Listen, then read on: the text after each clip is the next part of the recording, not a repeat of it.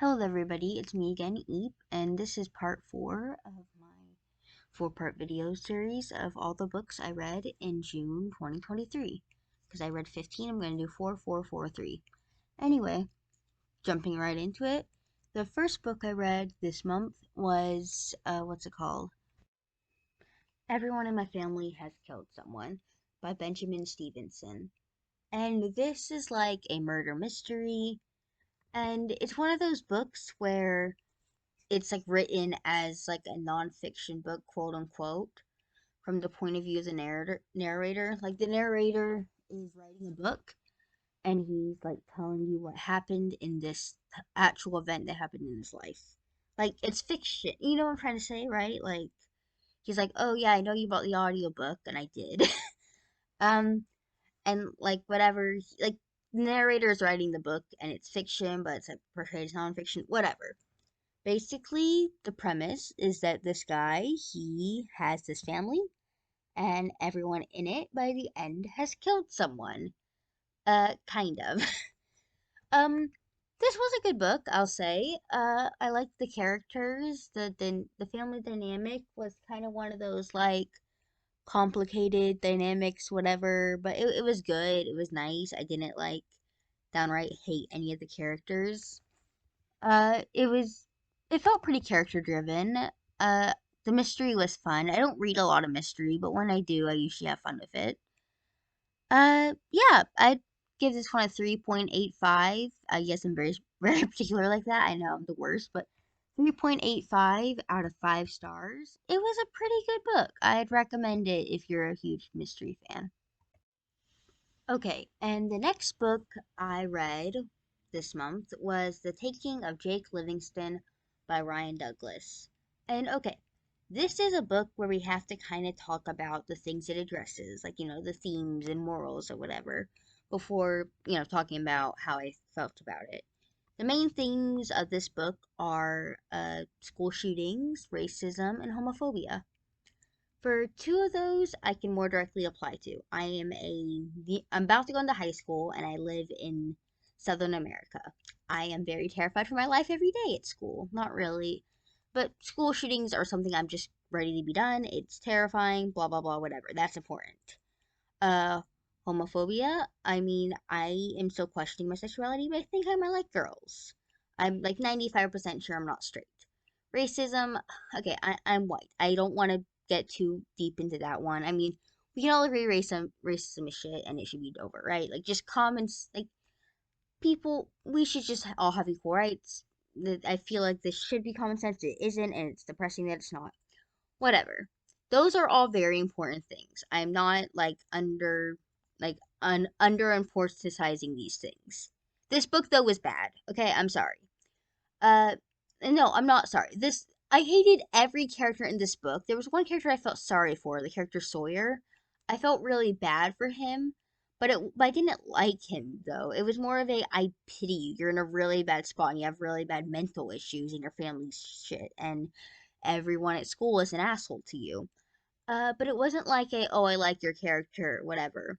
It Every character here sucked. The main character was just annoying. The the like the friend girl character, she felt one note. I wasn't having fun with this book. It took me a few days to read because I was just like, can this just be over now? It wasn't a good. I didn't enjoy it. Like based on like where I know it's coming from, I'll give it like a 1.5 out of 5 stars. But it wasn't good. These themes are important and we should talk about them and they should be fixed. It will probably never happen, but they should be fixed. But like this just wasn't a good book.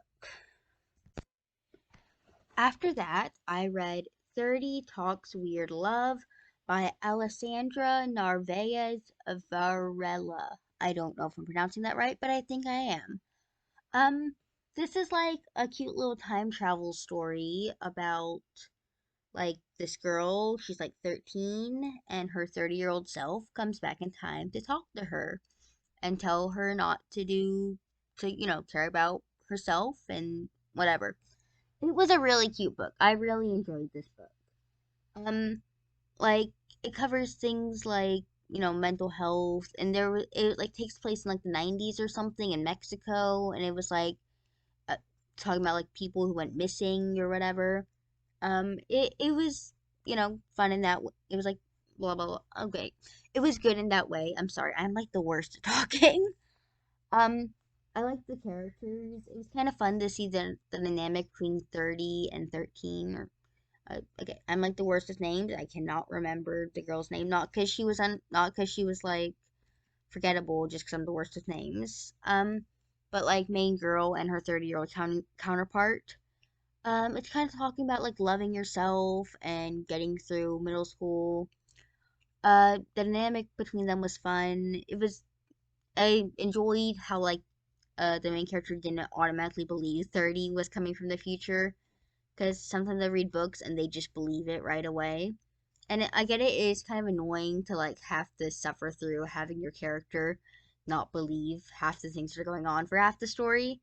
But also like it's a bit more realistic when your character doesn't just automatically believe every crazy thing that's happening to them.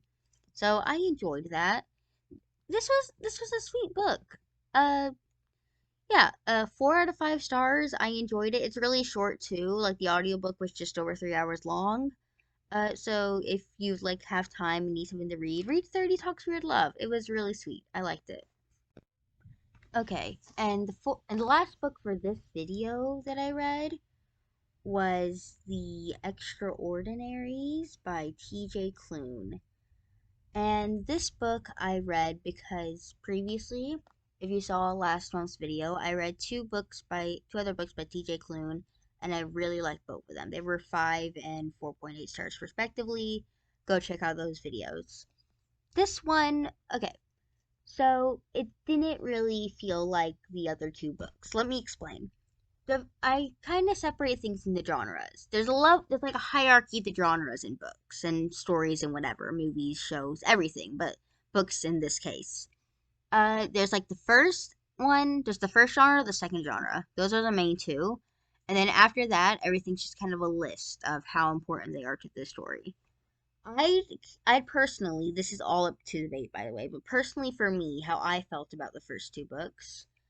Um, the first book was like a found family fantasy, The House in Sea. The second book, Under the Whispering Door, was like a ghost story found family. Or, yeah. And this one was like a superhero romance. And that's all okay. I'm not I'm not. It was two genres which I am less into, as fantasy or found family or whatever. And that's all good. It's fine. It's fine to branch out. I'm not mad at TJ Klune or anything. This is still a fine book. But it was definitely my least favorite of the books of his so far that I have read. And I haven't read either of the two sequels yet. But yeah, it was fine. Um, the twist at the end was definitely something most people could guess right off the bat, and I was just too dumb to. Uh, because I read this all in like a day or two, and like I do most books, and I was just not really paying attention, and I totally missed the obvious blaring twist. But hey, that's on me. That's all on me. The it has like you know the main character was fun. All the characters were fun. Well, I do think the one like villain character, I do think he was a little more generic than like some of the other characters in the book. Not in a bad way, especially because we don't see too much of him. It was more of a like, oh, you have daddy issues. Okay. That's why you're doing all this stuff, which isn't. I don't know. I'm kind of sick of villains doing villain things because they have daddy slash mommy issues. But that's just me. That's a personal preference. I've also realized that TJ Klune is obsessed with the word cerulean, and it sticks out to me every time because it's not a word I heard very often until I started reading his books. In the first book, The House in Cerulean Sea is literally in the title, and in both of the two other books, he has used the word, and it just kind of stood out to me like a sore thumb. I don't know. It like not in a bad way. I just thought it was kind of funny. But yeah, 4.2 out of 5 stars. It was pretty good. If you like superheroes and romance, this book could be for you. Yeah, The Extraordinaries by TJ Klune.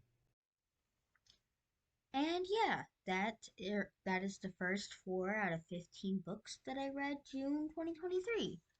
Here's all the art I made of this video. I hope you enjoyed this video. Tell like, subscribe, comment, all that stuff. Tell me my voice is annoying and my art is terrible, or tell me my art is decent and my voice isn't that annoying. I don't care. Tell me like books to read and stuff and whatever. Tell me I'm terrible at reviewing things and my opinion is bullshit. That my one might actually hurt my feelings, but you know what? Whatever. Tell me I have terrible opinions. And or tell me I have good opinions or whatever. And yeah, have a great day. Bye.